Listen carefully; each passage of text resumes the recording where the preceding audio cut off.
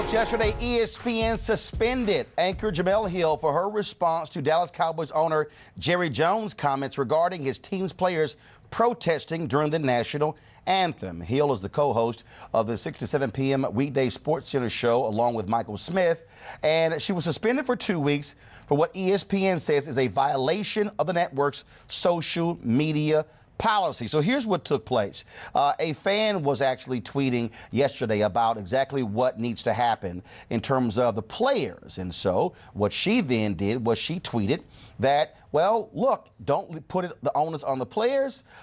Consider going after the sponsors of the Cowboys. That was the tweet that actually led to their action.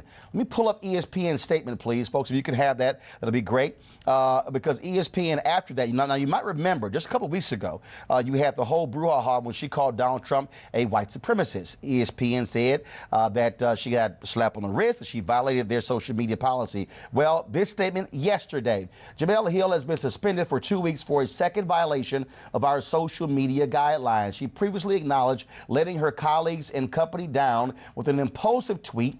In the aftermath, all employees were reminded of how individual tweets may reflect negatively on ESPN and that such actions would have consequences, hence this decision. Now, the blowback was fierce, especially when it came to African Americans. Reverend Al Sharpton tweeted this: ESPN suspension of Jemele Hill is an outrage and should not go unanswered. ESPN and advertisers will hear from us. And you will hear from Reverend Al Sharpton in the next hour right here on NewsOne Now on TV One.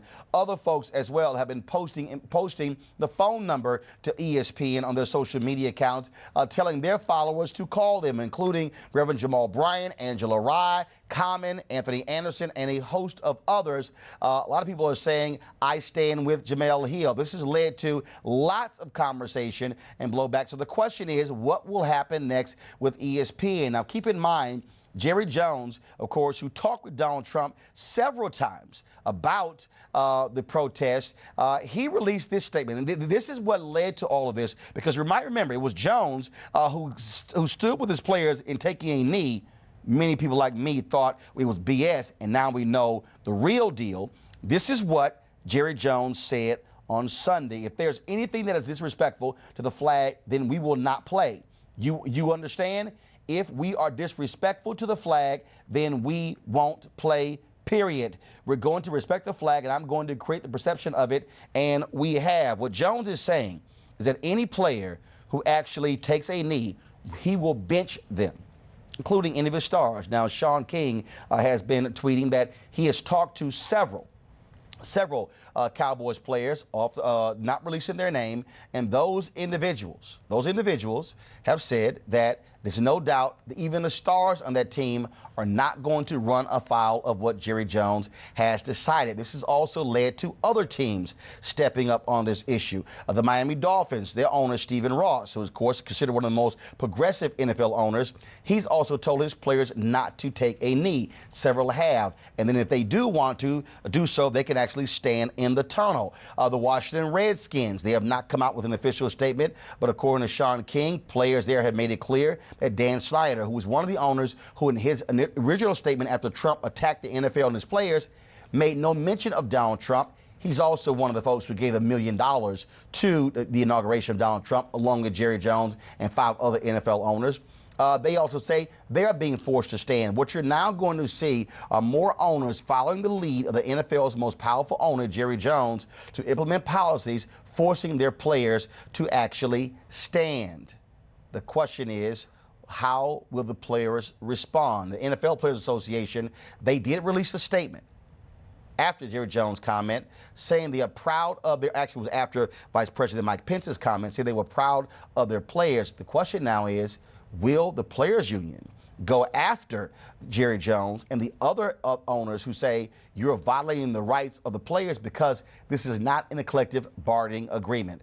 Let's talk with Alexis McComb, sports analyst and author of the book, Girls Guide to Go, Football 101, and the Big Bowl Game. Also my panel here, Tiffany Lofton, civil and labor union organizer, George Farrell, founder of Black PAC, author of Success is Colorblind. Of course, Black PAC is a conservative political action committee. Wendell Osefo, political analyst and professor of education at Johns Hopkins University. So, Alexis, when you see this reaction, here's what we're now seeing. We're now seeing that this whole issue of the NFL protest, there's no conversation about the original goal. It is not about police brutality. It's not about criminal justice reform. Now what Donald Trump has done has flipped this thing into a total deal of flag disrespect, flag national anthem disrespect, and the owners are following down the line. What this is basically doing is setting the path for a civil war within the NFL. You are, by making that statement, Jerry Jones is pitching the management, owners, coaches, GMs, et cetera, against the players. Roger Goodell is the commissioner of the NFL, but Jerry Jones is the mayor. Anytime you tell a player that they have to do something, by human nature, someone is going to rebel against that. So it's really going into unprecedented and dangerous territory to make that type of statement and demand. But what you have, though, is you have NFL owners who make it clear, we own this. We run this. It is a $14 billion a year industry. And they don't have the kind of contracts that the NBA players have or baseball players have. You don't have the guaranteed contracts. NFL, they've had the shortest career out of all the professional leagues. And pretty much they operate with a very much an owner mentality when it comes to players. We run this, we control this, you do exactly what we say. And that's exactly the problem, that players are not getting their just due in terms of what they bring to the table. If there are no players, there's no football. If there's no football, there's no sponsorships. So the problem is that, to your point, the NFL is not addressing the point of social activism, which started this original protest. And the thing that was disturbing about Jerry Jones, I will say I'm an avid Dallas Cowboys fan. Y'all know nowhere in the hell I support them. I hate them more than I hate the Klan. Yeah, they sounded very familiar. Go ahead. I was very disappointed because, in all honesty, Jerry Jones has a reputation for giving players a second chance. People who have had off-the-field issues, he's brought them in. He's set up systems for them to succeed off the field. Set them up with mentors. So it's very surprising to hear him take this stance. No, it's not. No, Jerry Jones did all of that to benefit Jerry Jones. Yeah. That had nothing to do with the players. This is the same. See, here's what I find to be interesting, okay, because this is really what led to the whole deal with the suspension. Jerry Jones is the same guy who signed Greg Hardy, who viciously beat his girlfriend in North Carolina. The only reason he wasn't convicted, well, first of all, he appealed the original decision. He wasn't convicted because she disappeared and chose not to testify. Many believe she was paid off big time by him as a result. Jerry Jones called Greg Hardy one of the leaders of this team. Jerry only cares about Jerry. If you can make Jerry more money and you rape somebody, you beat somebody, you use cocaine, you smoke weed, you use performance-enhancing drugs, Jerry don't care as long as you don't mess with Jerry's money. And when Greg Hardy kept acting a fool, and then more women began to speak up, Jerry said, nah, we're not going to sign Greg Hardy. But he signed and vouched for a man who viciously beat his girlfriend with photos to prove it. But he didn't care because that was about Jerry and his money. No, I'm not saying that there is his motivation in terms of why he's doing it, but that's been the pattern for him in terms of creating the image, whether it's justified or not, that he is, we're all about family, football is family. No, Jerry Jones, agenda. His mentor was Al Davis. But Al Davis, I guarantee you would have signed Colin Kaepernick by now, especially with Derek Carr being injured. The thing here, when you look at in terms of course, the response, again, folks are now looking at where ESPN stands. Here's the reality, okay? ESPN is in bed with the NFL. Absolutely. ESPN, that is a partner. Yeah. They spend billions. They spend, and not just ESPN, we're talking about Disney. Because games are on Monday Night Football, right. ESPN, okay? This is billions of dollars at stake. Absolutely. Roland, here's what folks are not fooled by, okay? That not only are they in bed together, but that the money that is in line with this relationship will put anybody in jeopardy who decides to mess with that money. Let's be very clear. Jerry Jones also donated $1 million to Donald Trump's campaign. He also had a conversation with him after he decided to kneel before the anthem that took place. And after that, had a conversation with him and said on his Twitter account, Donald Trump said on his Twitter account, I support Jerry Jones and he is doing everything he needs to do to support and keep the flag at hell. So I am not confused by the relationship, and neither is Americans that are watching now. They are not confused by the NFL and by ESPN, but they are definitely not confused by Donald Trump and Jerry Jones's relationship, because like you said, anybody messes with Jerry Jones, that is where the line is drawn. Shelley, go to my iPad. 9 hours ago, Donald Trump tweeted this: a big salute to Jerry Jones, owner of the Dallas Cowboys, who will bench players who disrespect our flag, stand for anthem, or sit for game. And then, so do this here. Let me also now, Jerry Jones, excuse me, he also tweeted this. Now, this is what's amazing. With all the issues happening in the world, Donald Trump wakes up and has the NFL on his mind. He tweeted this, George: why is the NFL getting massive tax breaks while at the same time disrespecting our anthem, flag, and country change tax law? He then just tweeted this here. With Jemele Hill at the mic, it is no wonder ESPN ratings have tanked. In fact, tanked so badly, it is the talk of the industry. Again, he wants to make this let's just cut to the chase. This is a racial battle. This is not about the flag. That's right. This is 1968. Right. Okay, next year marks the 50th anniversary of Tommy Smith and John Carlos at Mexico City at the Olympics. America responded the exact same way. And they was talking about police brutality then. This is Donald Trump ginning up his white base, wrapping himself in the flag and the anthem, and saying, all of you spoiled rich players, shut up and sit down and listen to what your owners are telling you. Roland, I agree with the players' right to protest. I know they have a right to protest, and I support that. I support that going back 50 years. But what we don't have is that the owners cannot tell the players what to do, even though they have the right to do it. The players have the right to do it, but they have to suffer the consequences. Now, if they're willing to do that, they should protest all they want. I agree with the players. I know they have the right to protest. Now, what the owners do, I have no idea.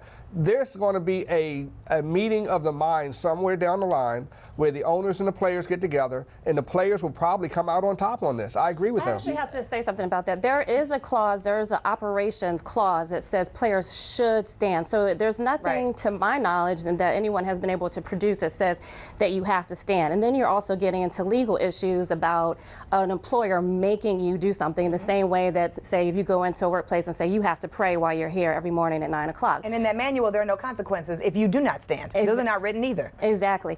And to your point about players, it's really going to be the onus on the players to make a stand about what they're going to do about this situation.